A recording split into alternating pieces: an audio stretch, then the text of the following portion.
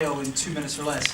So about 15 years ago, 20 years ago, I started in the restaurant business, working as a dishwasher, as everyone starts in the restaurant business, and went to college for fashion design, dropped out of college, as he did also, and I found myself working in a restaurant called the Carlisle Grand Cafe in Shirlington, and I was waiting tables and bartending, and found out how I can make people happy.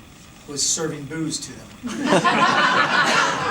makes everyone pretty happy. So some people become mean, but most people become happy. And then I worked at a restaurant called Cafe Atlantico for 7 years, a little more than that. And at that point, like Chef and Michelle, they were going to start their own restaurant. I was going to start my own restaurant with another chef, and we were looking at spaces also. We had.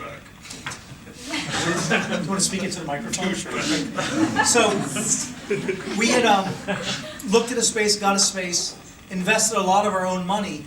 You know, as a 30-year-old kid in the restaurant business, you put your life savings away to open your own restaurant. So I, put my $12,000 in the bank, and poof, it was gone. We signed the lease on the space, and he decided. I went on vacation because I knew I wasn't going to be able to do anything for the next 2 years because I was going to be in that little restaurant. I went on vacation, and he sent me an email on the vacation that he's changed his mind. He went to work for some lobbyist, really big lobbyist named Jack Abramoff. Really great guy, let me tell you. So I came back from vacation with not knowing what to do, and he said, "Why don't you come work for me?" So I went to work at that restaurant, Signatures, for the guy, Jack Abramoff. I worked there for 1 year and 1 day. I signed a contract for 1 year. I gave my notice on the 1 day, and they let me go. So, and at that point, I grew my hair really long, and grew a beard like Grizzly Adams, and I was like this. And my wife and I had gotten married maybe 2 weeks before I gave my notice, and I went to work that day, and I'm like, "Honey, I'm going to quit my job." She's like, "Okay," and she's like, "What are you going to do?" I'm like, "I'm going to go learn to." I was already a scuba diver. That's the thing I like to do most in life besides hang out with him. So I said, I'm going to go be an instructor, and then we're going to move to a little island called Bonaire, and you're going to teach people how to speak Spanish and English. I'm going to teach people to dive, and maybe we'll open a bar.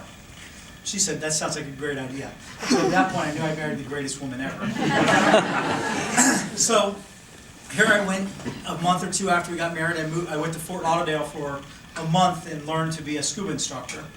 We came back, we put our house for sale, and then Chef's brother-in-law, Mark Longsworth, who's in the wine business, is a very good friend of mine, called me and said, "Hey, Chef and Michelle are looking for someone to help them with the wine list for the restaurant. Would you be interested?" I'm like, no, I'm out of the restaurant business. I'm disenchanted, I'm done with everything, I'm out. He said, "You should go talk to him." I'm like, okay. So I go down, and I have super long hair and Grizzly Adams beard, and I knew Michelle, and I had met Chef once before, and you could tell he looked at me that day and was like, no way is this gonna happen. So I had this great plan. I was going to go and do the wine list at Restaurant Eve and do the cocktail program, and I said to them, "I'll come here, I'll work for free, I'll do whatever you want for a few months until we sell our house and we're moving." So that started, and he and I, and she, wherever she is over there, developed a really good friendship, and the plan was for me still to go to Bonaire and teach scuba diving until the night we had the whole staff orientation where Michelle said, "Oh, this is the general manager, Todd Thrasher." Great. So now I'm stuck.